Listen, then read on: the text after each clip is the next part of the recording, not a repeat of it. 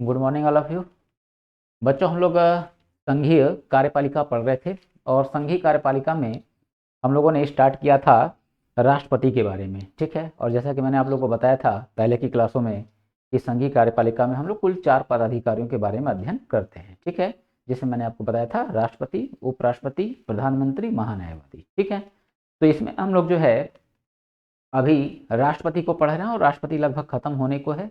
ठीक है, तो अब जो है हम थोड़ा सा आगे बढ़ते हैं राष्ट्रपति के चैप्टर में, जो और भी पॉइंट्स हैं उनको देख लेते हैं। ठीक है, और उसके बाद आज ही हम लोग स्टार्ट कर दिया जाएगा भारत का उपराष्ट्रपति। ठीक है बच्चों, तो हम लोगों ने कल के क्लास में देखा था राष्ट्रपति पे महाभियोग की प्रक्रिया। ठीक है, राष्ट्रपति पे महाभियोग की प्रक्रिया क्या है, इस बात को हम लोगों ने देखा था और ये भी देखा था कि राष्ट्रपति के महाभियोग से रिलेटेड क्या क्या क्वेश्चन बन सकते हैं। और उसमें मैंने आप लोग को बताया था राष्ट्रपति का आर्टिकल, ठीक है, जो कि काफ़ी ज़्यादा पूछता है। तो आर्टिकल मैंने बताया था, ठीक है, 61। फिर मैंने बताया था कि राष्ट्रपति को किस आधार पे उसकी इच्छा के विरुद्ध उसके पद से हटाया जा सकता है। तो मैंने आप लोग को बताया था बच्चों, संविधान का उल्लंघन। ठीक है, संविधान का उल्लंघन। ठीक है, हटाने का प्रस्ताव जो है, प्रस्ताव संसद से पास होगा, परंतु उससे पहले संसद सदस्यों के, ठीक है, कुल सदस्य संख्या का कितना प्रतिशत सदस्य अनुमति दे दें तो प्रस्ताव जो है हटाने का संसद में लाया जाएगा। तो मैंने आप लोग को बताया था 1/4। ठीक है, और फिर मैंने आपको बताया था कि हटाने का प्रस्ताव संसद में ले आया जाएगा, यानी हटाने की कार्रवाई जो है वो संसद में शुरू की जाएगी। ठीक है बच्चों, तो संसद में शुरू की जाएगी। तो यहाँ क्वेश्चन है कि हटाने की कार्रवाई संसद के किस सदन में शुरू की जाएगी। तो कोई बाउंडेशन बच्चों यहाँ पे नहीं है, चाहे लोकसभा में स्टार्ट करिए चाहे राज्यसभा में स्टार्ट करिए, इस बात से कहीं कोई दिक्कत नहीं है। ठीक है, तो हटाने का प्रस्ताव संसद सदस्यों के कितने बहुमत से पारित हो जाए तो राष्ट्रपति को अपना पद छोड़ना होगा। तो मैंने आप लोगों को बताया था 2/3, 2/3। ठीक, और फिर मैंने बताया था कि ऐसे किसी भी टाइप की कार्यवाही करनी है, यानी राष्ट्रपति को हटाना है, तो उसको अपने बचाव में मौका देना होगा। ठीक है, मौका देना होगा। तो मौके में क्या है कि उसको तैयारी की टाइमिंग दी जाती है। तो कितने दिन की टाइमिंग दी जाती है, तो 14 दिन की। तो यहाँ क्वेश्चन आसान सा बन जाता है कि राष्ट्रपति को महाभियोग की कार्रवाई की सूचना कितने कितने दिन पहले देना अनिवार्य होगा। ठीक है बच्चों, तो हमारा आंसर यहाँ हो जाता है 14 दिन। ठीक है, तो ये सारी बात मैंने आप लोग को बता दिया था। ठीक, अब हम लोग बढ़ते हैं अगले पॉइंट में, और वो क्या होगा, राष्ट्रपति का अध्यादेश। ठीक है, ऑर्डिनेंस पावर ऑफ प्रेसिडेंट। ठीक है, तो अब ऑर्डिनेंस पावर क्या है इस बात को समझते हैं बच्चों। ठीक है, तो यहाँ पे मैं पहले एक हेडिंग डाल देता हूं,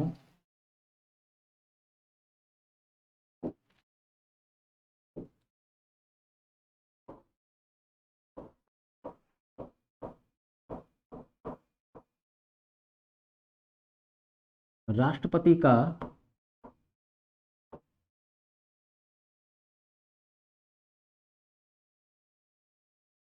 अध्यादेश। ठीक ना, राष्ट्रपति का अध्यादेश। ठीक, और इसका आर्टिकल इंपॉर्टेंट होता है बच्चों, तो आर्टिकल है 123, अनुच्छेद 123। ठीक है, अनुच्छेद 123। तो ये अनुच्छेद 123 जो है राष्ट्रपति के अध्यादेश से संबंधित है। ठीक है, क्या है अध्यादेश, इस बात को समझते हैं बच्चों। तो पहले यहाँ पे कुछ बातों को आप लोग ध्यान देना। ठीक है, एकदम क्रिस्टल क्लियर हो जाएगा कि अध्यादेश पावर होता क्या है। ठीक है, तो देखते हैं हम लोग अध्यादेश पावर क्या है। तो देखो बच्चों, है क्या कि जैसे हमको एक बात पता है कि कानून बनाने का अधिकार किसको है भारत में। ठीक है, कानून बनाने का अधिकार किसको है, संसद को। तो ध्यान रखना होगा, कानून बनाने का अधिकार संसद को है, तो केवल संसद को नहीं है। ठीक है, राज्य के विधानमंडलों को भी है। ठीक है, तो संसद को जो केंद्रीय सूची के विषय हैं, ठीक है, उस पे कानून बनाने की शक्ति है, और जो राज्य के विधानमंडल हैं उनको राज्य सूची के जो विषय हैं उस पे कानून बनाने का अधिकार है। ठीक है, तो अब संसद जो कानून बनाती है और राज्य का विधानमंडल जो कानून बनाता है, उन दोनों के कानून बनाने में अंतर है। अंतर क्या है, राज्य सूची के जो विषय हैं उस पे जब राज्य का विधानमंडल कानून बनाएगा तो उसके द्वारा बनाए गए कानून क्या होगा, केवल उसी राज्य में लागू होंगे, अदर किसी राज्य में लागू नहीं होंगे। बट संसद जब कानून बनाती है, ठीक है, तो चूंकि वो केंद्रीय सूची के विषय पे कानून बनाता है, इसलिए संसद के द्वारा बनाए गए कानून जो है वो पूरे भारत में लागू होंगे। ठीक है बच्चों, तो ये एक डिफरेंट होता है बेसिक सा संसद के द्वारा बनाए गए कानून और विधानमंडल के द्वारा बनाए गए कानून में। ठीक है, विधानमंडल के द्वारा बनाए गए कानून। ठीक है, तो यहाँ आप थोड़ा कुछ बातों को और सुनिए। तो विधानमंडल और संसद, तो हम यहाँ बात करें बच्चों तो संसद जो है इसका गठन लोकसभा, राज्यसभा और राष्ट्रपति इन तीन से मिलके होता है। ठीक है, इन तीन से मिलके होता है। विधानमंडल का गठन किससे होता है? ठीक है, विधानसभा, विधान परिषद और फिर राज्यपाल। ठीक है, यहाँ बच्चों कुछ कंडीशन है उस विधान परिषद का। ठीक है, इस कंडीशन को मैं बताऊंगा कि विधान परिषद जो है सभी राज्य के विधानमंडलों में विधान परिषद नहीं है। ठीक है, वर्तमान समय में केवल 6 राज्य, जम्मू कश्मीर में जब स्थापित होगा तो 7 हो जाएंगे। ठीक है, जो कि पहले 7 था, अभी वर्तमान में 6। ठीक है, तो इसको मैं समझाऊंगा इसका मैटर क्या है। अभी विधानमंडल को हम लोग को देखने की आवश्यकता यहाँ पे नहीं है। ठीक है, तो संसद भी देखने की आवश्यकता नहीं है, मगर चूंकि अध्यादेश बता रहे हैं तो यहाँ पे हम लोगों को संसद के बारे में थोड़ी बातें जाननी होंगी। ठीक है, तो संसद जो है ये कानून बनाएगा कैसे, ये बात पता होनी चाहिए। तो संसद कानून बनाता है कैसे बच्चों? राष्ट्रपति क्या करता है? संसद का बुलाता है सत्र।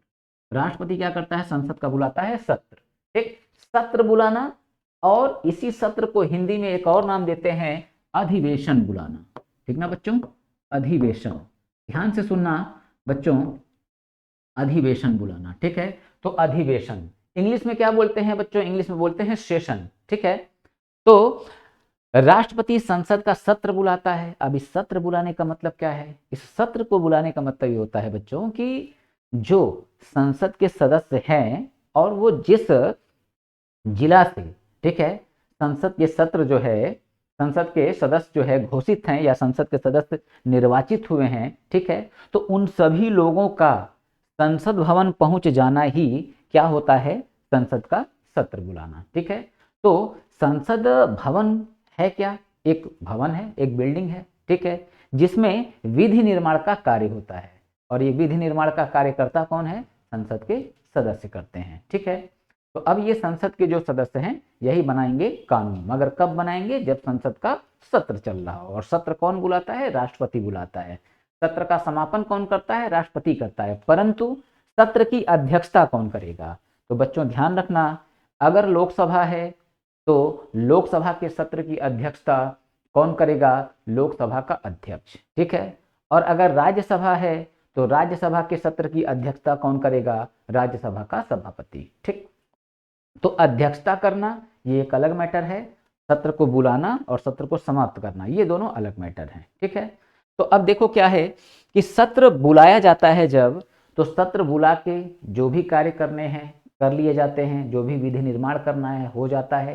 ठीक, और जब ये काम हो जाते हैं तो राष्ट्रपति क्या करता है? सत्र का सत्रह अवसान कर देता है, जो कि मैंने कल आपको बता दिया था सत्रह अवसान। ठीक है, क्या होता है? ठीक है, तो सत्र का सत्रह अवसान कर देता है राष्ट्रपति। ठीक है, तो अब देखो सत्र जिस दिन खत्म किया गया, अब तत्काल अगर फिर दोबारा सत्र बुलाना हो तो देखो बच्चों, सत्र बुलाना तत्काल इतना आसान नहीं होता है। तो हमारे संविधान निर्माता जब संविधान बना रहे थे तो उन लोगों ने बहुत आगे तक की कल्पना कर रखी थी। तो उन्होंने सोचा कि कानून बनाने का काम संसद करता है केंद्रीय स्तर पर, और कानून बनाने का काम राज्य स्तर पे कौन करता है? विधानमंडल। ठीक है, और दोनों के सत्र चलना अनिवार्य है, तभी कानून बनेगा। तो अगर मान लो कोई ऐसी परिस्थिति विद्यमान हो गई या कोई ऐसी कंडीशन आ गई कि तत्काल एक नया कानून बनाना आवश्यक है, ठीक है, और संसद का सत्र चल नहीं रहा है, तो फिर कानून बनेगा कैसे? ठीक है बच्चों, तो ऐसी स्थिति में संविधान निर्माताओं ने क्या किया? राष्ट्रपति को दे दिया एक पावर, और वो पावर क्या था? अध्यादेश का पावर। ठीक ना, ऑर्डिनेंस पावर। ठीक, तो जिस भी टाइप के कानून की जरूरत है, ठीक है, तो राष्ट्रपति क्या करेगा? अपने अध्यादेश की शक्ति के द्वारा उस कानून को वो लागू कर देगा, मगर वो लंबे समय तक कानून जो है नहीं बना रहेगा। ठीक है, अधिनियम के रूप में वो लंबे समय तक विद्यमान नहीं रहेगा, वो अध्यादेश के द्वारा एक अधिनियम है। और एक जो परमानेंट अधिनियम होता है बच्चों, उसकी कंडीशन अलग होती है। ठीक है, तो उसको परमानेंट अधिनियम का रूप धारण करने के लिए, ठीक है, संसद से लेनी होगी अनुमति। तो क्या क्या इसमें बच्चों क्वेश्चन बनते हैं, क्या क्या पॉइंट्स हैं, हम लोग जा रहे हैं अब उसी बात को देखने। तो एकदम फिर से बेसिक बात पे आते हैं कि राष्ट्रपति अध्यादेश जो है किस अनुच्छेद के तहत जारी करता है, अनुच्छेद 123 के तहत। ठीक है, कब जारी करेगा, जब संसद का सत्र न चल रहा हो। ठीक है, चलो बच्चों, तो इन्हीं सारी बातों को हम लोग देखते हैं।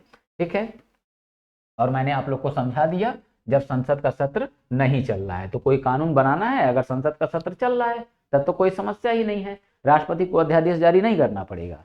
और अगर सत्र नहीं चल रहा है, तुरंत कानून बनाना है, तब क्या होगा, तो ऐसी स्थिति में राष्ट्रपति क्या करता है, जिस भी टाइप के कानून की जरूरत है उसको अध्यादेश के जरिए लागू कर देगा। तो देखते हैं बच्चों यहाँ पे, तो देखो है क्या कि यहाँ लिखेंगे राष्ट्रपति राष्ट्रपति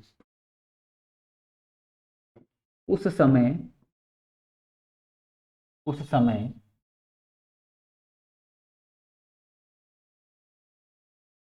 अध्यादेश जारी करता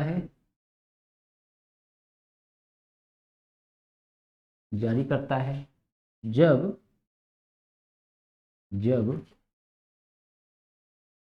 संसद का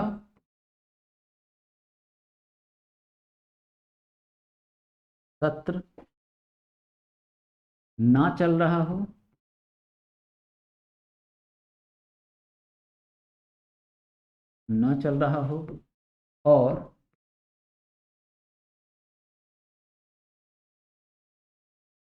और तत्काल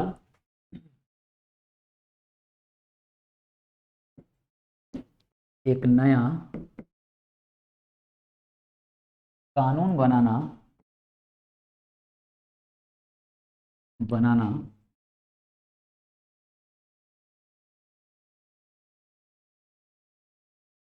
आवश्यक हो। ठीक है बच्चों, तो ये परिस्थिति हो गई, ठीक ना बच्चों, ये क्या हो गई, ये हो गई बच्चों परिस्थिति, कि किस परिस्थिति में राष्ट्रपति अध्यादेश जारी करता है। ठीक है, तो यहां पे क्या हो गया कि कब जारी करेगा, जब संसद का सत्र न चल रहा हो। ठीक है, न चल रहा हो। अच्छा, ठीक है, तो राष्ट्रपति जब अध्यादेश जारी कर देता है तो इस अध्यादेश का अधिकतम प्रभाव कब तक होता है। ठीक है, तो यहां बच्चों हम यहां सेकंड पॉइंट देखेंगे कि इस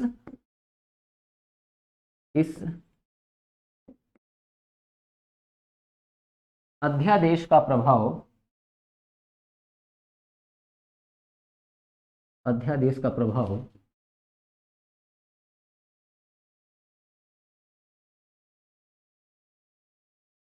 अधिकतम 6 माह तक 6 माह तक होता है। ठीक है, तो इस अध्यादेश का प्रभाव जो है अधिक से अधिक कितने समय तक होगा बच्चों, तो अधिक से अधिक होगा बच्चों 6 माह तक। ठीक है, 6 माह तक। ठीक, अब यहाँ पे याद रखना बच्चों, कानून बनाने का अधिकार तो संसद के पास से ही है। ठीक है, तो इसलिए देखो होगा क्या, जिस कानून को राष्ट्रपति ने अध्यादेश के जरिए लागू किया, ठीक है, जो कि राष्ट्रपति की कानूनी शक्ति में ये काउंट होता है, तो ये जो राष्ट्रपति की कानूनी शक्ति है, ठीक है, तो ये अधिकतम कितने समय तक लागू रह सकता है, 6 माह तक। अगर इसे कंटिन्यू करना है, ठीक है, कंटिन्यू करना है, तो फिर होगा क्या, संसद से अनुमति लेनी होगी। ठीक है, संसद से अनुमति लेनी होगी। तो अब क्या है कि अब देखो अगला कंडीशन इसमें क्या है। ठीक है, दूसरा क्वेश्चन क्या पूछेगा, थर्ड क्वेश्चन, कि जब संसद का सत्र शुरू होता है, ठीक है, तो सत्र शुरू होने के कितने दिनों के अंदर, ठीक है, कितने दिनों के अंदर इस अध्यादेश को संसद के द्वारा मंजूरी मिल जानी चाहिए, अन्यथा यह अध्यादेश रद्द हो जाएगा। ठीक है, तो यहां हमारा आंसर क्या होता है बच्चों, 6 माह या 42 दिन। ठीक है, तो इसको लिख देंगे, जब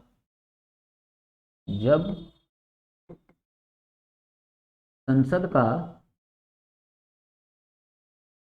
सत्र शुरू होगा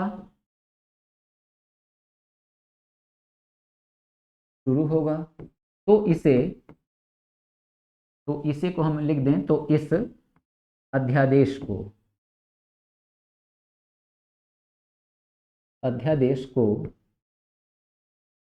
संसद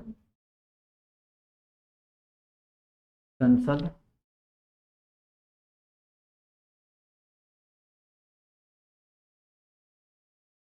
संसद सदस्यों द्वारा संसद सदस्यों द्वारा संसद सदस्यों द्वारा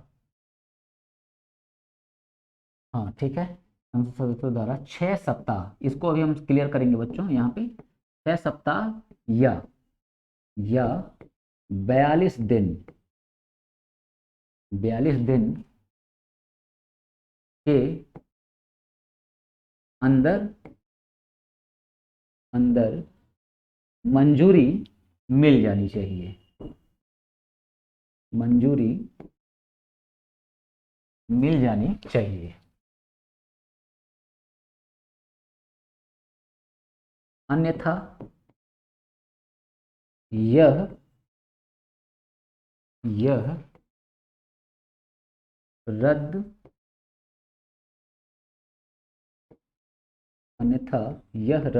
हो जाएगा। ठीक है बच्चों, तो ये इतनी बात आप, ठीक है, यहाँ पे चाहे तो आप स्क्रीनशॉट ले सकते हैं बच्चों। ठीक है, चलिए तो अब देखिए यहाँ पे आपको क्वेश्चन क्या क्या मिला। ठीक है बच्चों, बहुत आसान आसान क्वेश्चन है यहाँ पे कि राष्ट्रपति के अध्यादेश का पावर किस अनुच्छेद में है, 123। राष्ट्रपति किस परिस्थिति में अध्यादेश जारी करता है, ठीक है, तो जब संसद का सत्र न चल रहा हो। ठीक है, तो यहाँ मैंने लिख दिया है। ठीक है, अब इस अध्यादेश का प्रभाव अधिक से अधिक कितने समय तक होना चाहिए, पीछे मैंने लिख रखा है 6 माह तक।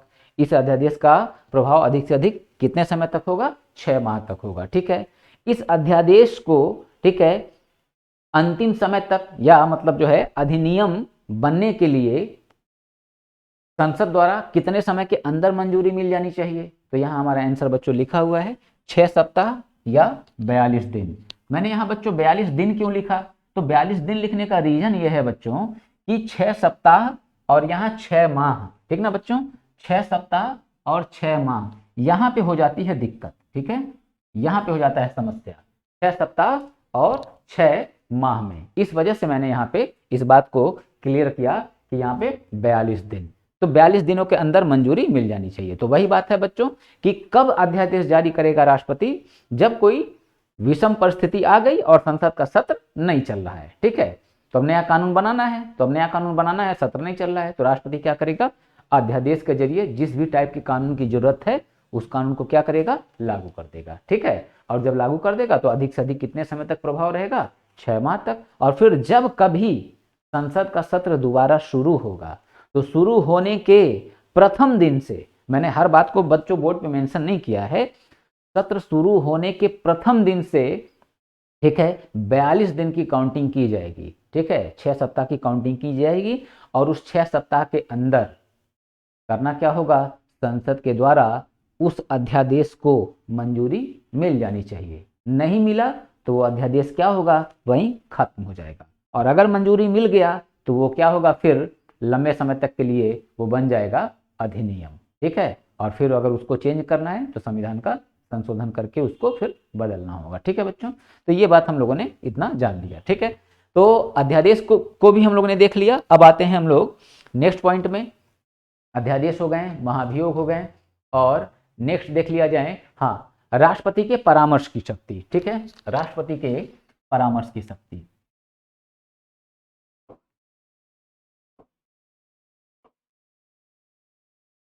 राष्ट्रपति के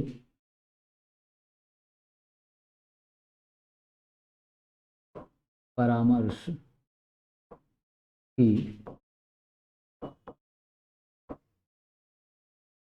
की शक्ति। ठीक है, और इसका आर्टिकल क्या है बच्चों, तो आर्टिकल 143। ठीक है, तो यहाँ आर्टिकल वर्ड मैं नहीं नोट कर रहा हूँ, कुछ चीजें बच्चों देखो ऐसा है कि मतलब आपको खुद समझना होगा। अगर मैंने यहाँ 143 लिख दिया तो ये अंडरस्टूड है वो क्या है, आर्टिकल है। ठीक है, कहीं भी हेडिंग डाल के अगर मैं ऐसे कोई संख्या दे रहा हूँ तो वो क्या होगा, आर्टिकल होगा। ठीक है, ब्रैकेट में लिख रखे हैं अगर कुछ अंक या लेटर तो सब आर्टिकल। ठीक है, सब क्लॉज। ठीक है, सब क्लॉज।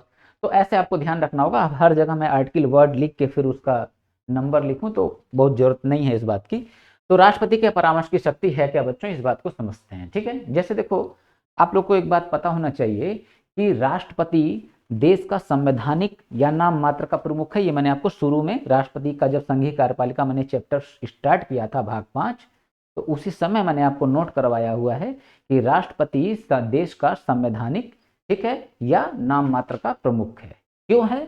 क्योंकि सभी कार्य जो है वो केंद्रीय मंत्रिपरिषद के सलाह पे करता है, या हम कह ले प्रधानमंत्री के सलाह पे करता है। ठीक है, तो प्रधानमंत्री या केंद्रीय मंत्रिपरिषद के सलाह पे करेगा, अन्यथा नहीं करेगा। ये बात कहां लिखा है? अनुच्छेद 74 में, आर्टिकल 74 में। ठीक, तो अब देखो मंत्रिपरिषद जो है यही एक तरह से क्या है? सरकार है।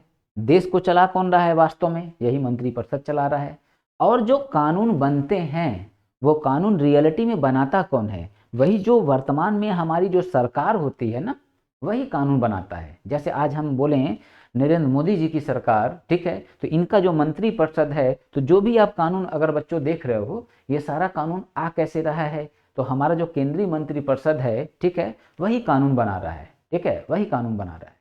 तो अब मान लो कानून बना रहा है ये संसद, ठीक है, मंत्रिपरिषद कानून बना रहा है, और मंत्रिपरिषद मेन है। ठीक है, मंत्रिपरिषद मेन है, मतलब ये कि लगभग जो ये चाहते हैं वही होता है। ठीक है, संसद के जितने सदस्य हैं, ठीक है, हमारी सरकार के, तो सब तो मंत्री है नहीं। ठीक है, तो जितने लोग मंत्री हैं वो लोग जो चाहते हैं लगभग वही होता है। संसद क्या करती है? ये कानून बनाने का काम करेगी। तो अब होगा क्या? अब होगा क्या कि जैसे मान लो हम यहाँ पे देखें कि संसद कानून बना रही है, तो कुछ मुद्दों पे उसको जो है समस्या है। ठीक है, कुछ मुद्दों पे उसको प्रॉब्लम है। अब संसद के सदस्य जो है डिसाइड नहीं कर पा रहे हैं कि भाई कानून अगर हमको बनाना है तो इसमें क्या करना चाहिए, क्या नहीं करना चाहिए। मान लो कोई भी कानून बना रहे हैं, उनको नहीं समझ में आ रहा है कि भाई यहाँ पे क्या करना चाहिए, तो वो क्या करें? अब एडवाइस लेना चाहते हैं। किससे? एक कानून के दक्ष व्यक्ति से।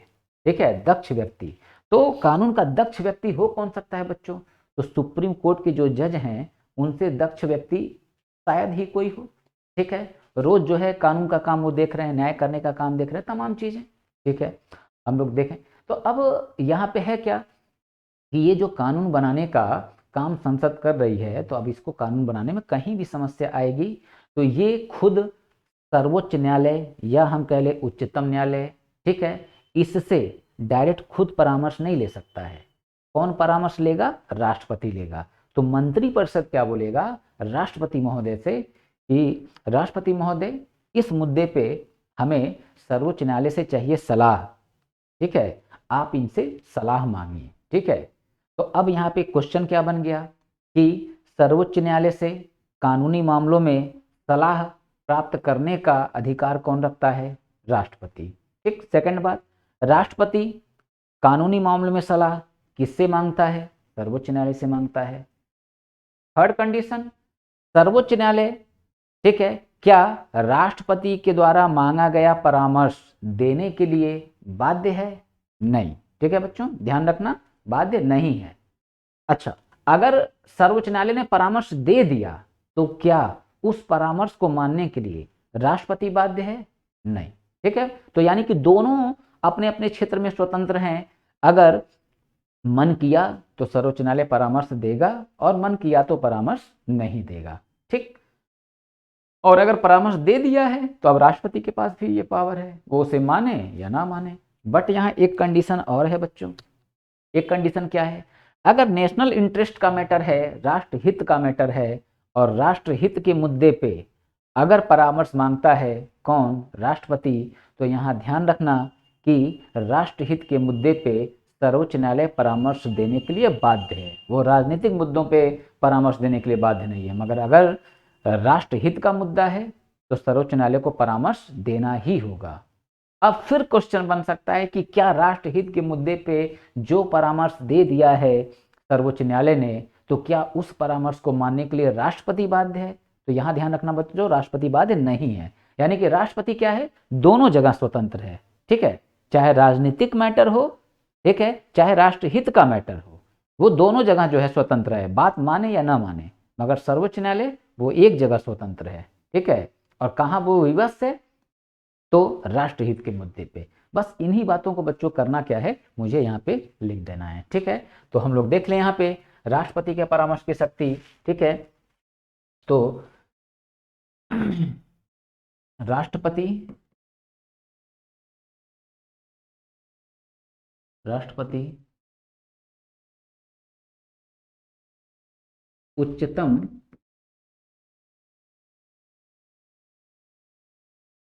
न्यायालय से परामर्श परामर्श मांगता है,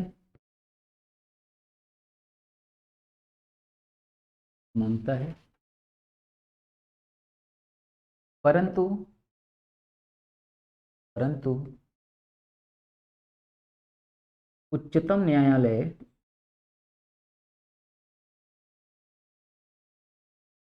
उच्चतम न्यायालय परामर्श परामर्श देने के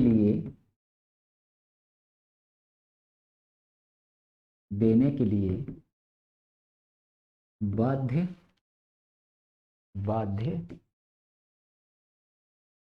नहीं है। और अगर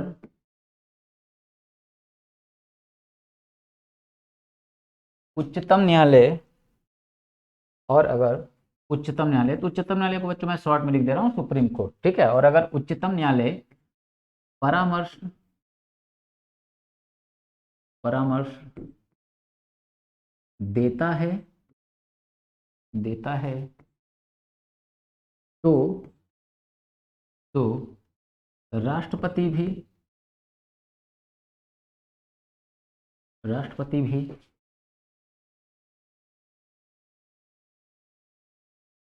उस परामर्श को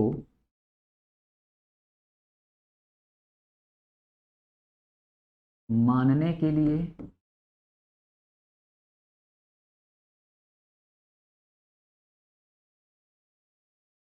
बाध्य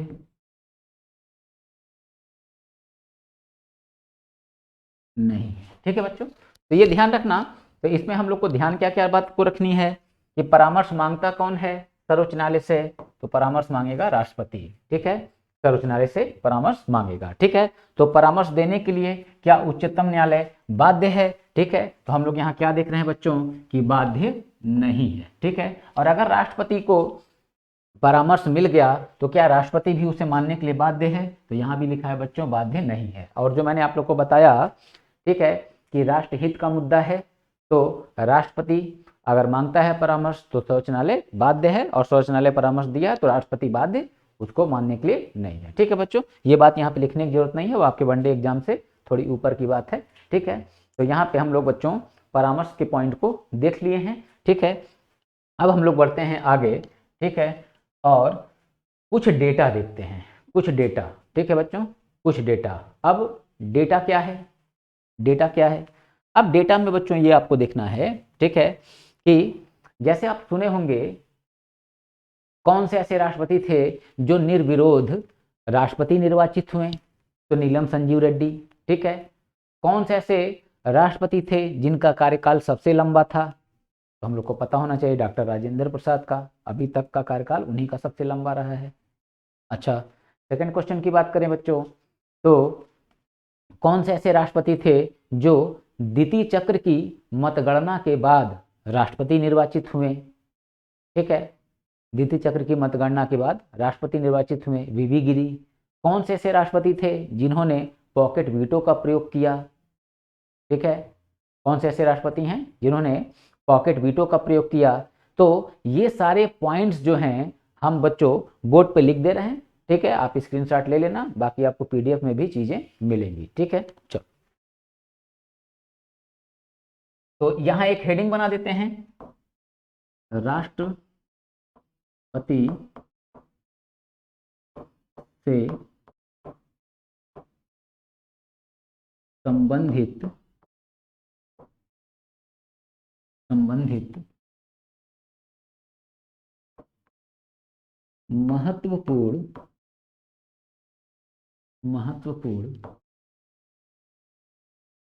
तथ्य। ठीक है, राष्ट्रपति से संबंधित महत्वपूर्ण तथ्य। ठीक है, तो महत्वपूर्ण तथ्य जो है, अब इसमें कौन कौन से महत्वपूर्ण तथ्य जुड़ रहे हैं, हम उन सारी बातों को बच्चों देखते हैं। ठीक है, पॉइंट बना बना के। तो सबसे पहले हम देखें एक बात, ये भारत के प्रथम राष्ट्रपति,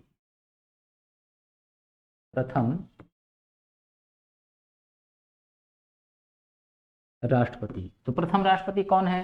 तो प्रथम राष्ट्रपति बच्चों, ये बताने की आवश्यकता नहीं है, मगर मैं फिर भी, बहुत बेसिक बात है, फिर भी मैं लिख दे रहा हूँ, डॉक्टर राजेंद्र प्रसाद। ठीक है, राजेंद्र प्रसाद, पोस्ट में यही लिख देंगे। सबसे लंबा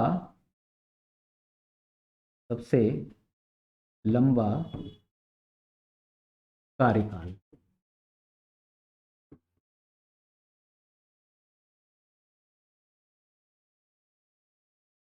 सबसे लंबा कार्यकाल। ठीक है बच्चों,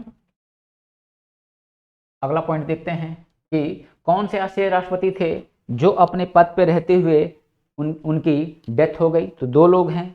ठीक है, एक डॉक्टर जाकिर हुसैन और दूसरे फखरुद्दीन अली अहमद। ठीक है, लिखते हैं इसको, डॉक्टर जाकिर हुसैन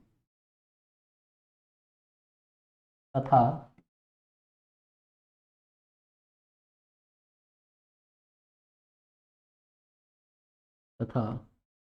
फखरुद्दीन अली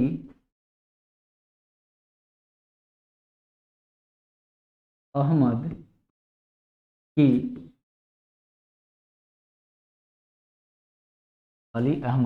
की मृत्यु उनके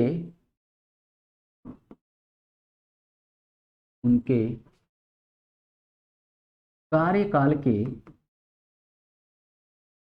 दौरान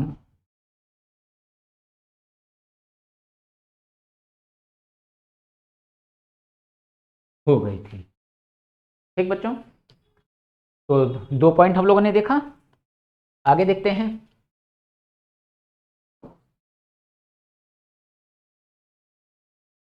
डॉक्टर नीलम संजीव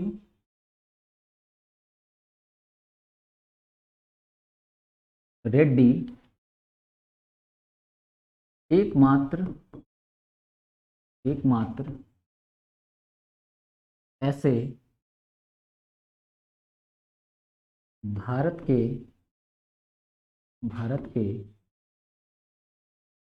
राष्ट्रपति हैं जो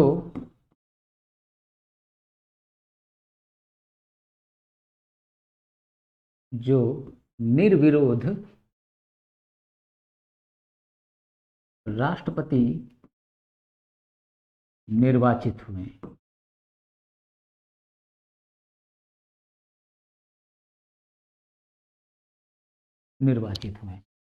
इतना पॉइंट हम लोगों ने बच्चों नोट किया। आगे बढ़ते हैं। ठीक,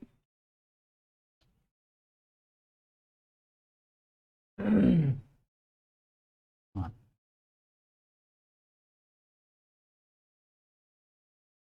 द्वितीय चक्र की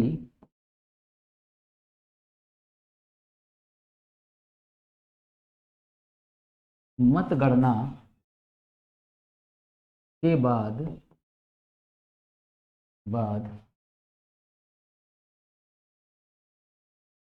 राष्ट्रपति, शॉर्ट थोड़ा कर देता हूँ, लाइन लंबा लिखना पड़ेगा। ठीक है, द्वितीय चक्र की मतगणना के बाद सीधे नाम लिखते हैं, वीवी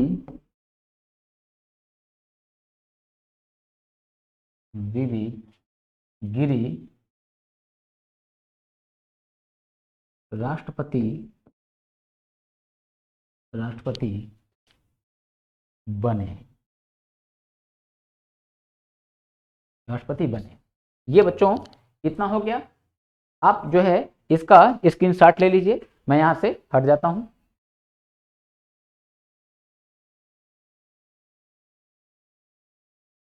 ठीक है बच्चों, स्क्रीनशॉट हो गया। चलिए आगे चलते हैं, कुछ और डेटा देख लेते हैं। ठीक है, तो पॉकेट वीटो की बात कर लें।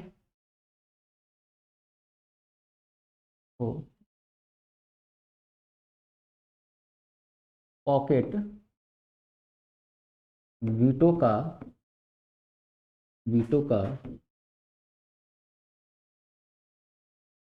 प्रयोग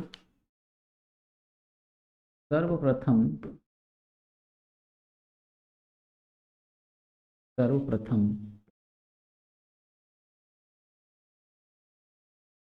ज्ञानी जैल सिंह ने किया था। ज्ञानी जैल सिंह ने किया था।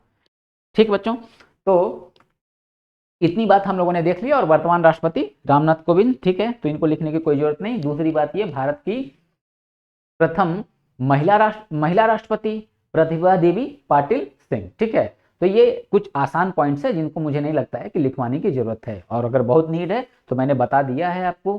ठीक, कि भारत की प्रथम महिला राष्ट्रपति कौन है, तो प्रतिभा देवी पाटिल। ठीक है, और वर्तमान में कौन है राष्ट्रपति, रामनाथ कोविंद जी। ठीक है, तो इतनी बात हम लोगों ने देख ली है बच्चों। ठीक है, और यही इसी के साथ हम लोग का राष्ट्रपति का चैप्टर कंप्लीट होता है। ठीक, अब जो मैंने यहाँ पे तथ्य दिए हैं, जो कुछ पॉइंट्स मैंने यहाँ पे बच्चों आप लोग को दिए हैं, आप लोग के दिमाग में एक दो जगह पे क्वेश्चन उठ सकते हैं। क्या सर द्वितीय चक्र की मतगणना का मतलब क्या है? ठीक है, निर्विरोध निर्वाचित होने वाले राष्ट्रपति का मतलब क्या है? पॉकेट वीटो का सर मतलब क्या है? समझ रहे हैं? तो ऐसी क्वेश्चंस जो है आपके मन में आ सकते हैं। तो मैं बताऊं बच्चों, अगर इन सारी बातों को आपको जानना है तो आप अगर क्लास के बाद आप कमेंट में लिखते हैं कि सर जो जो बात आपने कही, जो जो शब्द आपने कहा, इसको अगली क्लास में आप समझा दीजिए। ठीक है, तो मैं आपको समझाऊंगा। ठीक है, तो आपके कमेंट्स आने जरूरी हैं। अगर कमेंट्स आते हैं कि सर इसको जो है क्लियर कर दीजिए, ये बात हम लोग को नहीं समझ में आई है, तो मैं क्लियर कर दूंगा। और अगर समझ में आ गया है तो फिर कोई दिक्कत है नहीं। ठीक है, तो अब हम लोग आते हैं नेक्स्ट चैप्टर में। नेक्स्ट चैप्टर मतलब क्या कि राष्ट्रपति देख लिया, और अब हम लोग उपराष्ट्रपति के चैप्टर में प्रवेश करते हैं। ठीक है बच्चों, चलो।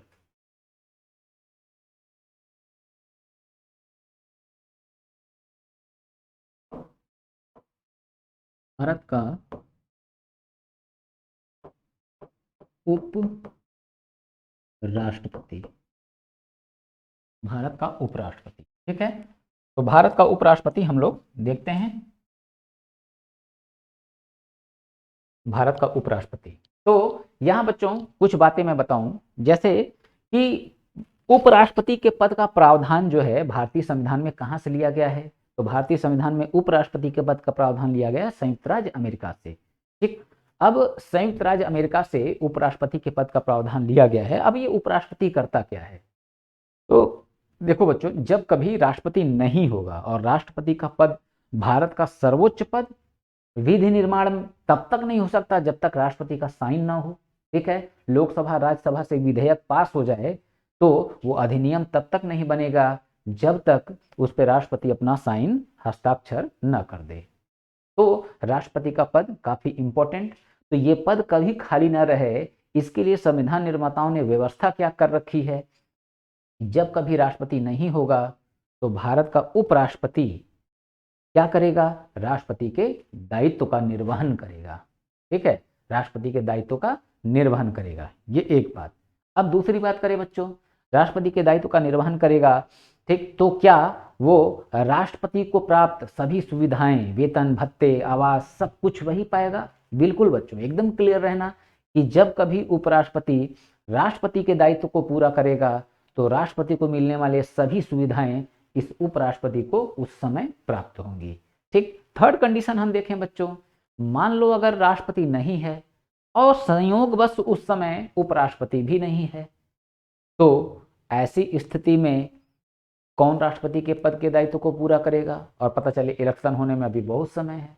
तो ऐसी स्थिति में सर्वोच्च न्यायालय का मुख्य न्यायाधीश। ठीक, चौथी कल्पना कर लें कि अगर सर्वोच्च न्यायालय का मुख्य न्यायाधीश भी नहीं है तो क्या होगा। तो बच्चों जो अन्य 33 न्यायाधीश हैं, उन 33 अन्य न्यायाधीशों में जो सबसे वरिष्ठ न्यायाधीश होगा वो क्या होगा, राष्ट्रपति बन जाएगा। तो पूछ सकते हो कि क्या सर ऐसा कभी हुआ है कि सर्वोच्च न्यायालय का मुख्य न्यायाधीश जो है राष्ट्रपति बना हो। बिल्कुल हुआ है बच्चों।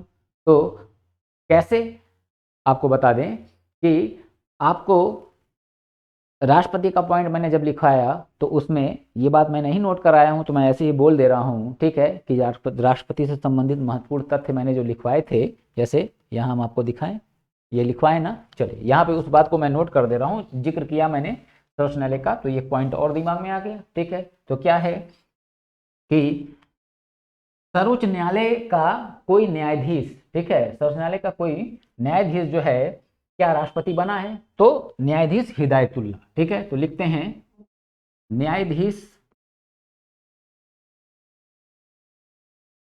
न्यायाधीश हिदायतुल्लाह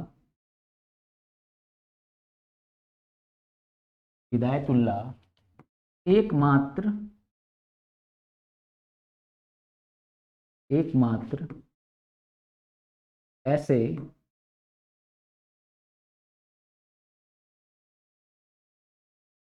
ऐसे न्यायाधीश थे जो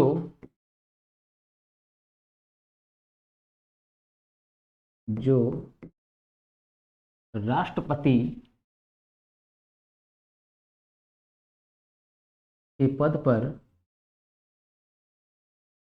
नियुक्त हुए, राष्ट्रपति के पद पे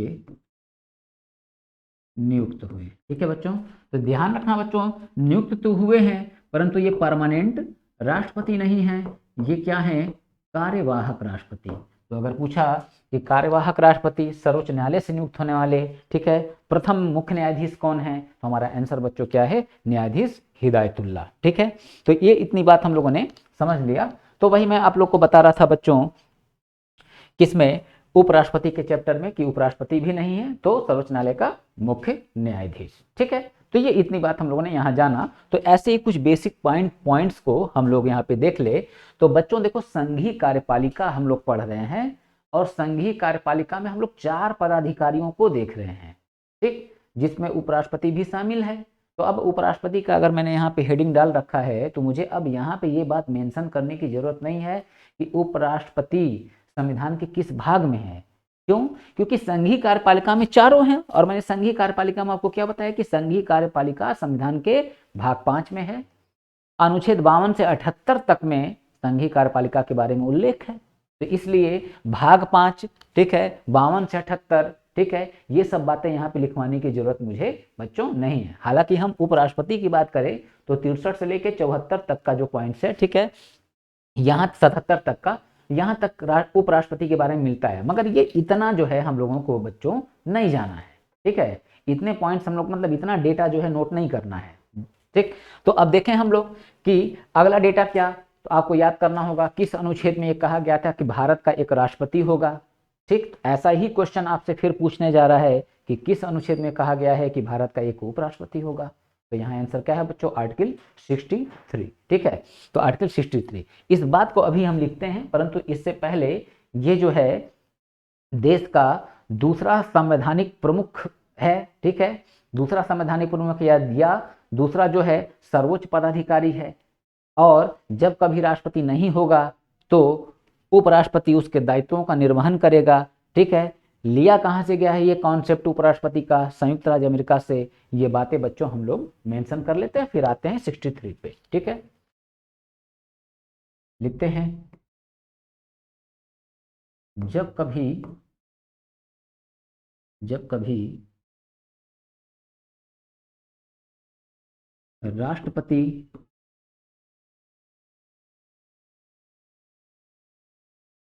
राष्ट्रपति किसी भी कारण से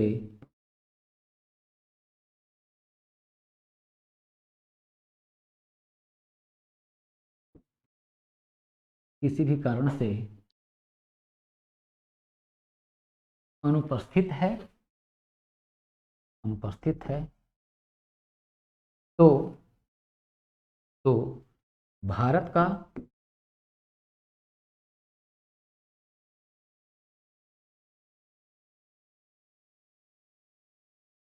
भारत का उपराष्ट्रपति उसके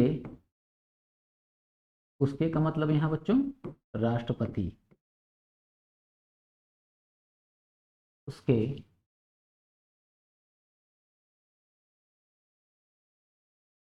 दायित्वों का निर्वहन, ठीक है, दायित्वों का निर्वहन करेगा। ठीक है, दायित्वों का निर्वहन करने का मतलब है कि उसके दायित्वों को पूरा करना। ठीक है, तो दायित्वों का निर्वहन करेगा। ठीक है, यहां हम लोगों ने इतनी बात लिखी। अच्छा, अब इसी में एक बात और ऐड करनी है जो कि मैं आपको पहले बता चुका। क्या ऐड करनी है कि जब ये उपराष्ट्रपति राष्ट्रपति का दायित्व निभाएगा तो वेतन भत्ता सभी सुख सुविधाएं कौन सी पाएगा, राष्ट्रपति की पाएगा। ठीक है, तो यहां ये लिख दें कि यह जब राष्ट्रपति के पद पर आसीन होगा, आसीन होना मतलब होता है बच्चों बैठा होना, आसीन होगा तो वह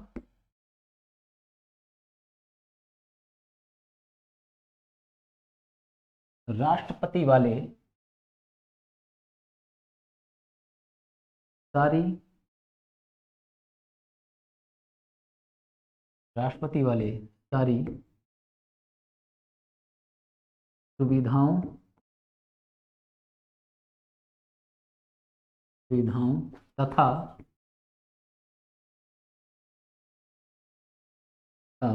वेतन भत्तों को प्राप्त करेगा।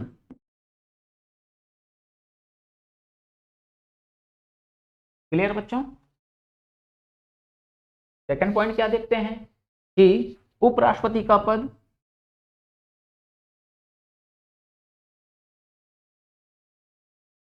उपराष्ट्रपति का पद यूएसए संयुक्त राज्य अमेरिका से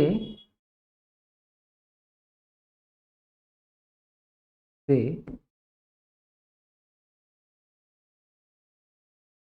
लिया गया है। ठीक है, इतना बात हम लोगों ने बच्चों नोट कर लिया। ठीक है, आगे बढ़ते हैं और अब हम लोग देखेंगे आर्टिकल 63। ठीक,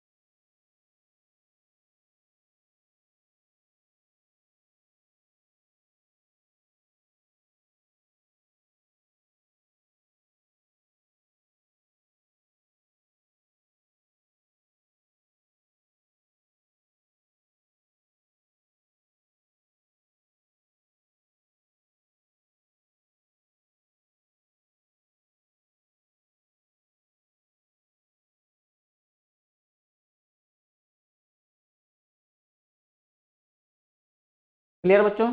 तो ये बात मैंने लिख दिया कि इस अनुच्छेद में कहा गया है कि भारत का एक राष्ट्रपति होगा। ठीक है, अब हम लोग आगे बढ़ते हैं बच्चों और देखते हैं राष्ट्रपति से और क्या क्या पॉइंट्स जो है यहाँ पे बन रहे हैं। ठीक है, राष्ट्रपति से और क्या क्या पॉइंट्स बन रहे हैं, तो अब हम लोग देखेंगे उपराष्ट्रपति से क्या क्या पॉइंट बनने हैं। तो उपराष्ट्रपति की योग्यता, ठीक है, कोई व्यक्ति उपराष्ट्रपति कैसे बन सकता है, तो यहाँ हम लोग देखें उपराष्ट्रपति की योग्यताएं।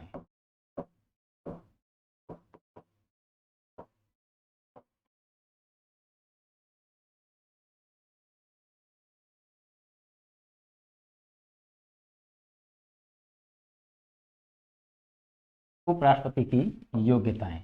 तो उपराष्ट्रपति की योग्यताएं हम लोग देखते हैं।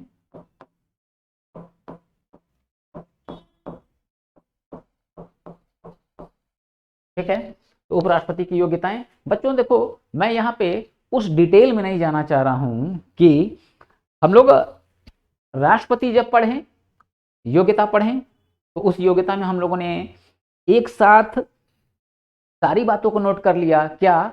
5 पॉइंट्स जो हमारे थे हम लोगों ने नोट कर लिया, जिसमें लाभ का पद, पागल या दिवालिया शब्द भी हम लोगों ने यूज किया, लाइन यूज किया। तो बच्चों अब ये लाभ का पद वगैरह जो है ये सब निर्योग्यताओं में आता है। ठीक है, अयोग्यता। ठीक है, तो वो अयोग्यता, योग्यता और अयोग्यता दो अलग अलग चीजें हैं। ठीक है, दो अलग अलग चीजें, मगर वनडे एग्जामिनेशन में इसको अलग करके नहीं पढ़ते हैं। ठीक है, कि योग्यताएं क्या क्या है? वह भारत का नागरिक हो, 35 वर्ष की आयु पूरी कर चुका हो। ठीक है, तो और वह लोकसभा का सदस्य निर्वाचित होने की योग्यता रखता हो। ये योग्यताएं, पागल, दिवालिया, लाभ के पद पे ना हो, ये वो निर्योग्यता हो गया। ठीक ना? तो अब योग्यता अलग, निर्योग्यता अलग। तो ऐसे नहीं, अब वो क्लाज बन जाएगा, क्लाज बन जाएगा, वो क्रिटिकल हो जाता है। वनडे एग्जामिनेशन में आपको क्वेश्चन ही ऐसे पूछ लेता है कि राष्ट्रपति की योग्यता में निम्नलिखित में क्या शामिल नहीं है। ठीक है, क्या शामिल नहीं है? ठीक, अब वह भारत का नागरिक हो, 35 वर्ष की आयु पूरी कर चुका हो, पागल या दिवालिया ना हो, और चौथा दिया कि वो स्नातक की उपाधि प्राप्त कर चुका हो। यानी कि राष्ट्रपति अगर बनना है तो आपको स्नातक यानी ग्रेजुएट जो है होना होगा। मान लो ऐसे ऑप्शन दे दिया। ठीक है, तो पूछा राष्ट्रपति की योग्यता में क्या शामिल नहीं है, तो अब आपको देना है स्नातक की उपाधि वाली, क्योंकि हमारे इस पदों में कहीं भी शिक्षा का कोई उल्लेख नहीं है, जबकि ग्राम पंचायतों में आ गया है। ठीक है, ग्राम पंचायतों में आ गया है, शिक्षा का कोई प्रावधान नहीं है कि फला जो है पदाधिकारी इतनी शिक्षा प्राप्त कर चुका हो, ऐसा कोई प्रावधान नहीं होता है। क्लियर रखना बच्चों। ठीक, तो योग्यता निर्योग्यता हम इसको बांट के नहीं पढ़ते हैं, हम लोग इस वनडे एग्जामिनेशन के पॉइंट ऑफ व्यू से इसको हम लोग एक साथ देखते हैं। यूपीएससी जब देखते हैं तो अलग देखते हैं। ठीक है, तो यहाँ पे मैं आपको इसलिए बता दिया ये बात। ठीक, अब हम लोग देखते हैं क्या क्या योग्यताएं हैं बच्चों। राष्ट्रपति वाले चैप्टर में मैंने पूरा लाइन दे रखा है। ठीक है, सब लाइन एकदम हूबहू वही है राष्ट्रपति का ही। मैं यहाँ पे कंपेयर करके आपको बता दूं। ठीक है, जैसे देखो डिफरेंट क्या क्या है, प्रेसिडेंट, वाइस प्रेसिडेंट, दोनों में अंतर क्या है? नागरिक वाली बात है राष्ट्रपति में। ठीक है, 35 वर्ष की आयु वाली बात है, लाभ के पद पर ना हो ये बात है, पागल या दिवालिया वाली बात है, और लोकसभा का सदस्य निर्वाचित होने की योग्यता ये बात है। योग्यता तो बच्चों 1 2 3 4 5 5 पॉइंट हैं, 5 पॉइंट यहां भी हैं। तो देखो अंतर क्या आ रहा है। उपराष्ट्रपति ये भी भारत का नागरिक होना चाहिए, ये भी 35 वर्ष की आयु पूरी करना चाहिए, ये भी लाभ के पद पे ना हो, ये भी पागल या दिवालिया ना हो। अंतर क्या हो जाएगा? अंतर बस ये हो जाएगा बच्चों कि यहां है लोकसभा का सदस्य निर्वाचित होने की योग्यता रखता हो, और यहां बस क्या देख लेना है, वह राज्यसभा का सदस्य निर्वाचित होने की योग्यता रखता हो। बस यही डिफरेंट है बच्चों। ठीक है, और तो इसी डिफरेंट को हम लोग लिख लेते हैं।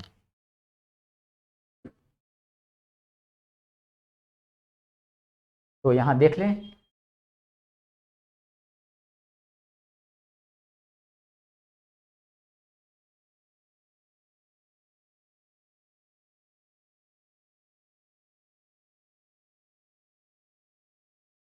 ठीक है, थोड़ा शॉर्ट करेंगे यहां बच्चों।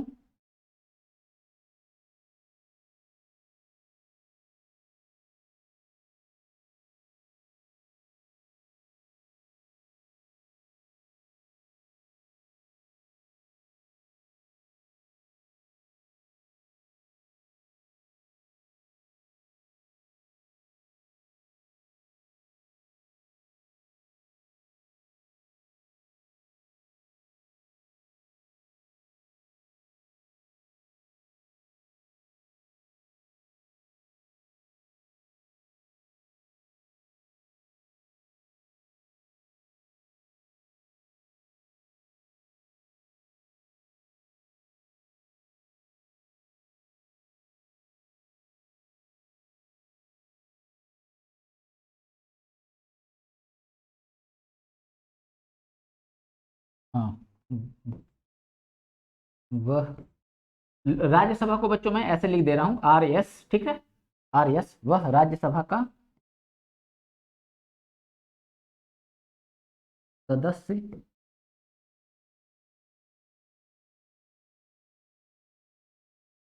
सदस्य निर्वाचित होने की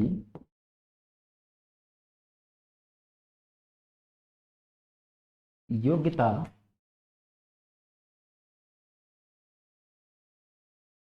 रखता हो। ठीक बच्चों, तो ये इतनी हम लोग को योग्यताएं देखनी थी, मैंने कंपेयर करके भी आपको समझा दिया है।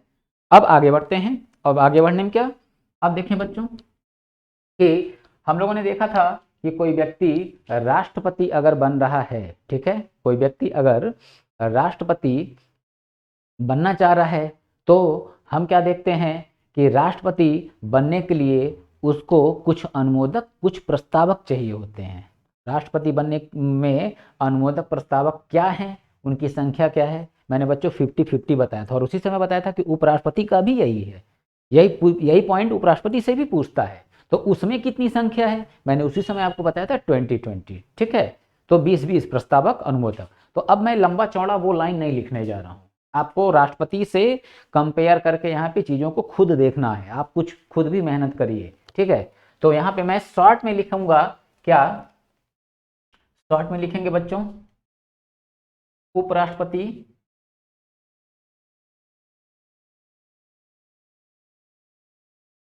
उपराष्ट्रपति का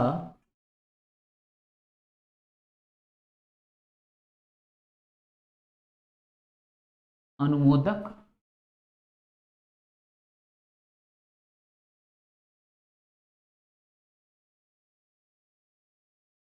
और प्रस्तावक 20-20 है। ठीक है बच्चों, मैंने ऐसे बस लिख दिया। अब इस लाइन को अगर आपको पूरा कवर करना है, आप राष्ट्रपति वाले चैप्टर में जाइए और वहां देखिए मैंने विस्तार से लिख रखा है कि राष्ट्रपति पद के किसी भी उम्मीदवार का नाम कम से कम 50 मतदाताओं द्वारा अनुमोदित तथा 50 मतदाताओं द्वारा प्रस्तावित होना चाहिए। तो बस यहाँ करना क्या है, चेंज दो जगह कर देने हैं। कहाँ कहाँ, जहाँ राष्ट्रपति शब्द यूज है वहाँ उपराष्ट्रपति यूज कर लेना है, और जहाँ पे 50-50 संख्या है वहाँ पे बस 20-20 कर लेना है। ठीक है बच्चों, तो इसलिए मैंने यहाँ पे लाइन पूरा नहीं लिखा है। ठीक है, चलो ये हो गया। अच्छा, हम लोगों ने राष्ट्रपति वाले में नेक्स्ट पॉइंट क्या देखा था कि उसकी जमानत राशि कितनी है, और कोई प्रत्याशी, ठीक है, राष्ट्रपति वाले चैप्टर में हम लोग ने देखा हुआ है कि कोई प्रत्याशी कुल मतों का कितना प्रतिशत मत नहीं प्राप्त कर पाया तो उसकी जमानत राशि जब्त हो जाती है। तो मैंने आप लोग को बच्चों बताया था कि 1/6, और अमाउंट कितना था, जमानत राशि कितनी थी, 15,000 रुपये। तो क्या सर यहाँ कुछ चेंज होगा, नो। ठीक है बच्चों, बिल्कुल एकदम सेम वही है। ठीक है, तो यहाँ भी मैं इसको शॉर्ट में लिखूंगा, क्या लिखेंगे यहाँ, जमानत राशि वाइस प्रेसिडेंट की 15,000 रुपये होगी। अगर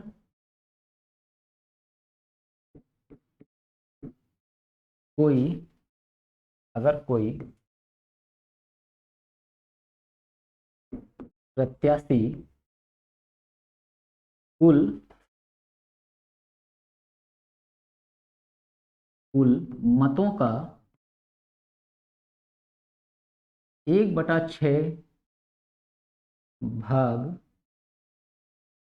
मत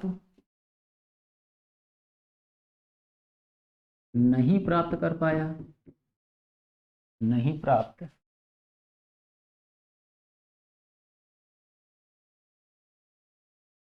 पाता है तो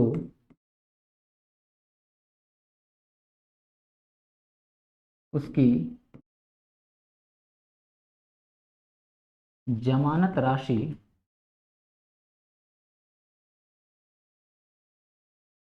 जब्त जब्त हो जाएगी।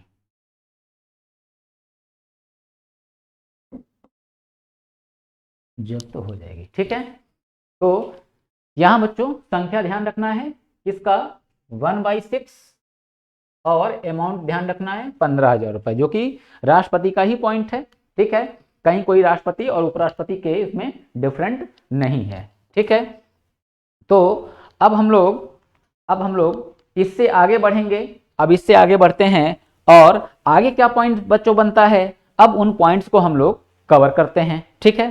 तो अब इसमें हम लोग देखेंगे कि उपराष्ट्रपति का कार्यकाल क्या है, उपराष्ट्रपति का कार्यकाल क्या है, इस बात को देखेंगे। उपराष्ट्रपति को शपथ कौन दिलाएगा, ये बात देखेंगे, ठीक है बच्चों। आगे चलते हैं। तो हेडिंग होगा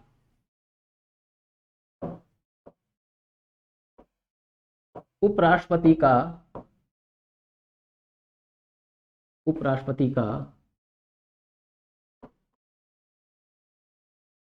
कार्यकाल, ठीक है बच्चों।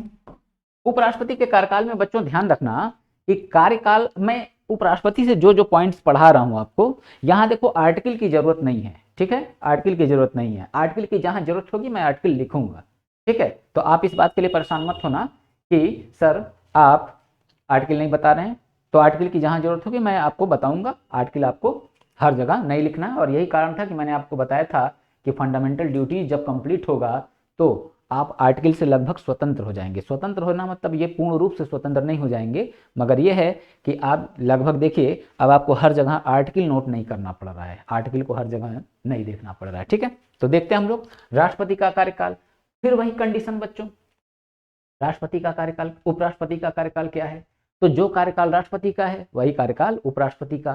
क्या बताया था फिर याद करो, राष्ट्रपति के कार्यकाल में बताए थे कि वह पद ग्रहण या शपथ ग्रहण की तिथि से कब तक काम करेगा अपने पद पे, 5 वर्ष तक काम करेगा। और वहीं पे मैंने ये भी बताया था कि राष्ट्रपति अगर 5 वर्ष से पहले ही अपना त्यागपत्र देना चाह रहा है तो क्या करना होगा, इसमें भी बच्चों कोई दिक्कत नहीं है। अगर 5 वर्ष के पहले ही वो त्यागपत्र देना चाह रहा है तो वो किसे देगा, उपराष्ट्रपति को देगा। और अगर उपराष्ट्रपति को देना है तो किसे देगा, वहीं बताया था मैंने, राष्ट्रपति को देगा। यही बात बस यहाँ नोट करनी है, ठीक है। चलो देखते हैं बच्चों यहाँ पे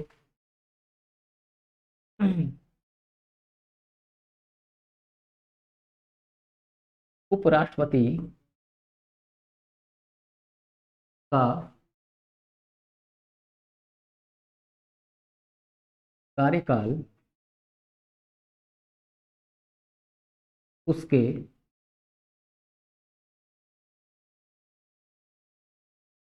शपथ ग्रहण की शपथ ग्रहण की तिथि से, शपथ ग्रहण की तिथि से 5 वर्ष का 5 वर्ष का होगा। परंतु समय से पूर्व भी समय से पूर्व भी वह समय से पूर्व भी वह राष्ट्रपति को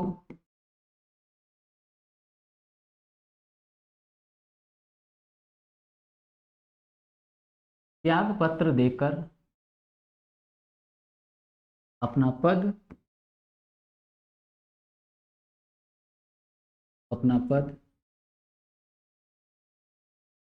छोड़ सकता है।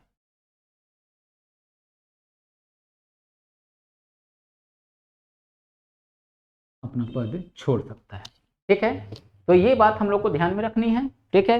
ये अपना त्यागपत्र किसको देगा और कार्यकाल क्या। अमूमन बच्चों हम लोग, मैंने राष्ट्रपति वाले चैप्टर में आपको बताया हो, अमूमन क्या है कि कार्यकाल जब पूछता है तो सीधा सीधा हम लोग बोल देते हैं कि 5 वर्ष, ठीक है।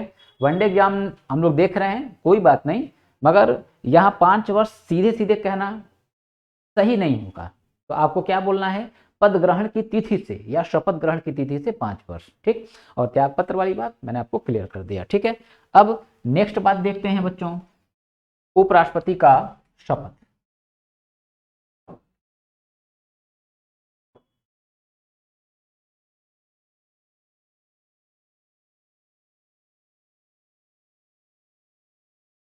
उपराष्ट्रपति का शपथ।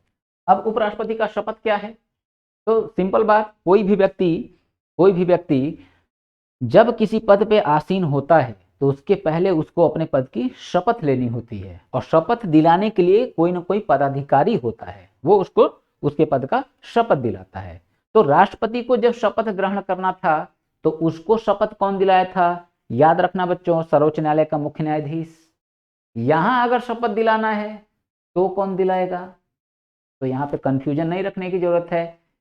शपथ यहाँ कौन दिलाएगा? उपराष्ट्रपति को उसके पद का शपथ राष्ट्रपति दिलाएगा, जबकि राष्ट्रपति को उपराष्ट्रपति नहीं दिलाया है। त्यागपत्र दोनों एक दूसरे को दे रहे हैं, परंतु शपथ में बच्चों डिफरेंट है, ध्यान रखना, ठीक। तो यहां लिख दें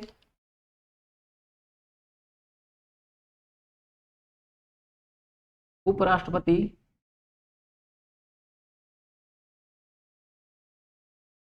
अपने पद का शपथ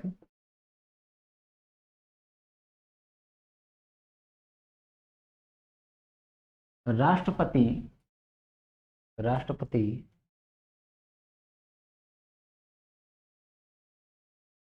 के समक्ष ग्रहण करेगा। अच्छा, अब मान लो अगर राष्ट्रपति अनुपस्थित है तब कौन शपथ दिलाएगा? तो यहां बच्चों क्या है? राष्ट्रपति द्वारा नियुक्त कोई भी व्यक्ति समक्ष ग्रहण करेगा, परंतु जब कभी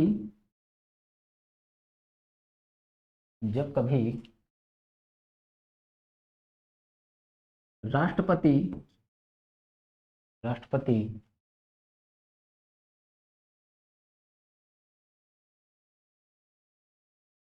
तो इसको शॉर्ट थोड़ा कर देते हैं बच्चों, उतना लंबा लिखने की जरूरत नहीं पड़ेगी। समझ ग्रहण करेगा ऐसे शॉर्ट कर देते हैं, या सीधे, ठीक है, या राष्ट्रपति द्वारा नियुक्त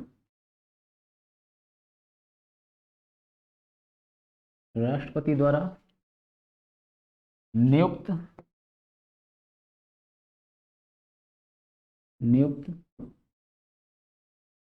कोई व्यक्ति, ठीक है। लंबा चौड़ा लाइन लिखने की जरूरत नहीं बच्चों कि राष्ट्रपति द्वारा नियुक्त कोई भी व्यक्ति उसको उसके पद का शपथ दिलाएगा, ठीक है। तो यहाँ पे बातें अंडरस्टूड है, सीधी सी बात कि राष्ट्रपति उपराष्ट्रपति इसको पद का शपथ कौन दिलाएगा? राष्ट्रपति दिलाएगा, ठीक है।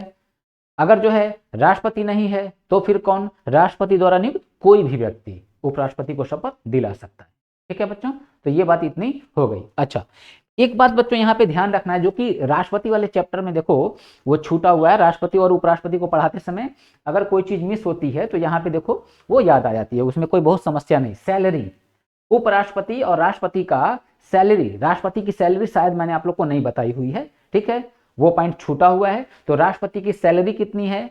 5 लाख रुपए, ठीक है। चर्चा मैंने किया था, शायद मैंने लिखवाया नहीं था, ठीक है। तो मैं यहाँ कंपेयर करके, अगर नहीं लिखवाए होंगे तो मैं यहाँ कंपेयर करके फिर से लिख दे रहा हूँ, ठीक है। और अगर लिखा होगा तो कोई दिक्कत नहीं है, रिपीट हो जाएगा। तो यहाँ हेडिंग डाल देते हैं वेतन, ठीक है, हेडिंग डालते हैं वेतन। तो इसको देखो बच्चों, कॉलम बना के मैं बताता हूँ, वेतन, ठीक। और यहाँ बच्चों बनाया कॉलम, यहाँ लिखा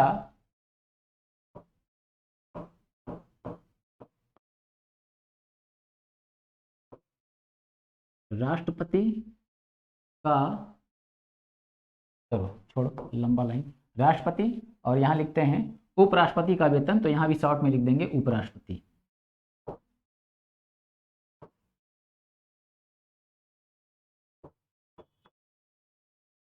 उपराष्ट्रपति, ठीक है।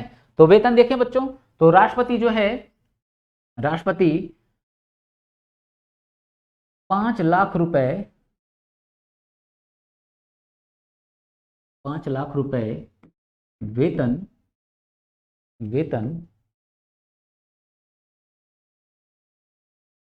प्राप्त करता है, वेतन प्राप्त करता है। ठीक है, और यह वेतन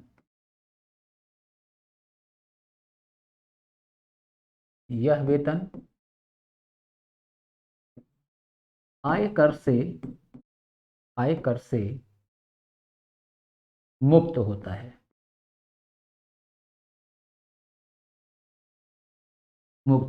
ठीक है, उपराष्ट्रपति का वेतन कितना है?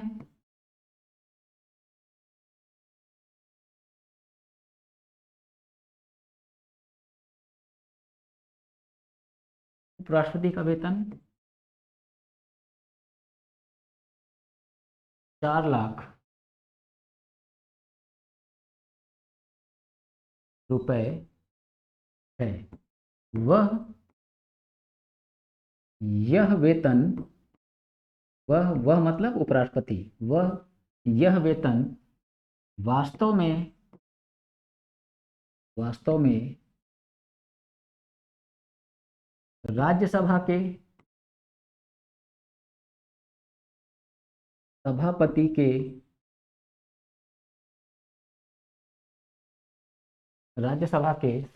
के पद का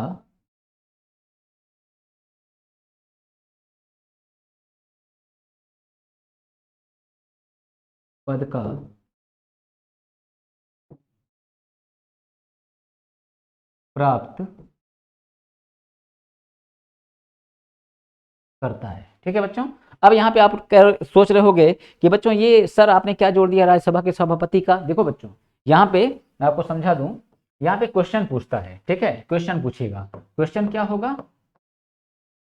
क्वेश्चन होगा बच्चों,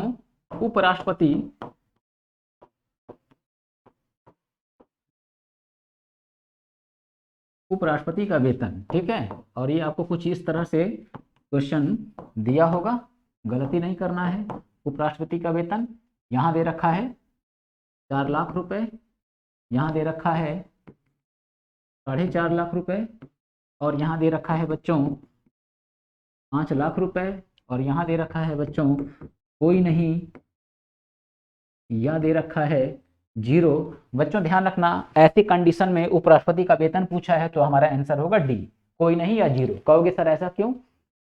बच्चों देखो, उपराष्ट्रपति वास्तव में अपने पद पर रहते हुए कोई खास कार्य करता नहीं है, और जो व्यक्ति काम नहीं करेगा तो उसको वेतन देने का भी कोई प्रावधान नहीं होगा। समझ लो ना, वेतन देने का भी कोई प्रावधान नहीं होगा। तो अब हम देखें बच्चों, तो यहाँ शब्द क्या यूज हुआ है? उपराष्ट्रपति। तो उपराष्ट्रपति अपने पद पर रहते हुए कार्य नहीं करता, इसलिए वेतन क्या है? 0। तो ऑप्शन में अगर 0 है तो आंसर यही देना होगा, कोई नहीं लिखा है, आंसर यही देना होगा। परंतु बच्चों अगर यहाँ पे कोई अमाउंट दे रखा है, ठीक है, अब मान लो इसमें अमाउंट दे दिया होता 3 लाख रुपए, तब आपका आंसर अब सही है 4 लाख। ठीक ना, क्योंकि अमाउंट दे रखा है, 0 नहीं। अच्छा, अब मान लो यही है ऑप्शन, और अब क्वेश्चन है उपराष्ट्रपति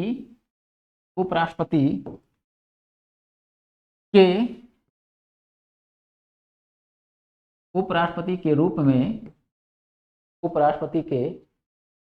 में सभापति का कौन से सभापति का? राज्यसभा के सभापति का वेतन। ठीक है, तो यहां कोई डाउट नहीं बच्चों, आंसर क्या है? 4 लाख रुपए। ठीक, और कंडीशन देखो, अगर यहां कोई नहीं भी लिखा होता ना, यहाँ पे 0 या कोई नहीं भी लिखा होता ना बच्चों, तो भी कोई समस्या नहीं थी, अब भी आंसर क्या है? 4 लाख रुपए ही है। क्यों? क्योंकि सभापति शब्द यूज हो गया, और ऑप्शन में अगर 4 लाख रुपए है तो आपका आंसर यही होगा। ठीक है, और अगर सभापति शब्द यूज नहीं हुआ है, केवल उपराष्ट्रपति शब्द दिख रहा है, तो ऑप्शन में 4 लाख अमाउंट है और ऑप्शन में कोई नहीं भी दिया है, तो आपका आंसर कोई नहीं होगा। ठीक है बच्चों, इस बात को आपको ध्यान में रखना होगा। ठीक है, तो आज की क्लास बच्चों हम लोग यहीं पे छोड़ते हैं, और जो कोई भी डाउट अगर आपको है, आपको लगता है कि सर कुछ और इन्फॉर्मेशन हमें चाहिए थी, ठीक है, कुछ शब्दों के मतलब हमें चाहिए थे, अगर आपको लगता है ऐसा कि कुछ और इन्फॉर्मेशन चाहिए, कोई चीज़ ऐसी जो आपको लग रहा हो कि आपको नहीं समझ में आ रही है, सर ने उसकी चर्चा नहीं की है, तो आप सारी बात आप कमेंट्स में मुझे बताइए, ठीक है, मैं उसको यहाँ पे क्लियर करूँगा, ठीक है। कम से कम ये देखा तो जाए कि आप कितना इंटरेस्ट ले रहे हैं चीज़ों को समझने पढ़ने में, ठीक है। तो आप जितना इंटरेस्ट लेंगे हम उतना ही अच्छे से आपको चीज़ें बताएंगे, ठीक है। आप इंटरेस्ट नहीं ले रहे हैं, या जैसे होता है ना टेक्निकल सेक्टर के बच्चों की एक समस्या ये है बच्चों कि वो टेक्निकल वाले नॉन टेक्निकल जो है जीएस वगैरह जो है इसको उतना सीरियसली नहीं लेते हैं, ठीक है, सीरियसली नहीं लेते हैं। और सीरियसली न लेने का नतीजा क्या है, कहीं ना कहीं उनके सिलेक्शन में बाधा हमेशा नॉन टेक ही बना रहता है। और उसके बावजूद ये बात समझ से परे रहती है कि क्या रीज़न है कि उसके बावजूद ये बच्चे जो है इस बात को नहीं समझते हैं और वो नॉन टेक को सीरियस नहीं लेते हैं। थोड़ी बहुत तो मैटर समझ में आती है कि शुरू से टेक्निकल पढ़ रहे हैं तो नॉन टेक पढ़ने में एक उबाऊपन है, ठीक है, एक बोरियत है। तो बच्चों बोरियत है सही है, मगर एक ऐसी कड़वी दवा है ना कि अगर आप नहीं पिएंगे तो आपकी तबीयत जो है ना वो सही नहीं होने वाली है, ठीक है। तो आपको नॉन टेक कवर करना है, और नॉन टेक कवर करने का एक खास फायदा क्या है आपको कि नॉन टेक अगर कवर है तो आप टेक्निकल सेक्टर को तो टच करते ही करते हैं, नॉन टेक्निकल सेक्टर को भी टच कर लेते हैं। लेखपाल, यूपीपी, एसआई, ठीक है, वीडियो, ये सारी जो वैकेंसियां आती हैं आप सब देख सकते हैं। जबकि अगर आप केवल टेक्निकल देखते हैं तो वहाँ पे आपको समस्या है, ठीक है, आपका नॉन टेक तैयार नहीं है तो नॉन टेक सेक्टर की वैकेंसियाँ ज़्यादा आती हैं, तो वहाँ पे आप जो एंट्री नहीं कर पाते हो। तो मेरा आपसे यही कहना है कि आप सीरियस होके नॉन टेक्निकल को पढ़ो, यानी कि जीएस वगैरह जो है, रीजनिंग, मैथ वगैरह, ठीक है, ये सब आप देखिए, ठीक। तो मैंने इसीलिए बोला है कि आप अगर कमेंट में कहते हैं तो मैं आपको बताऊंगा, ठीक है। तो आज की क्लास बच्चों हम लोग यहीं ख़त्म करते हैं और फिर हम लोग नेक्स्ट क्लास में अपने मिलते हैं।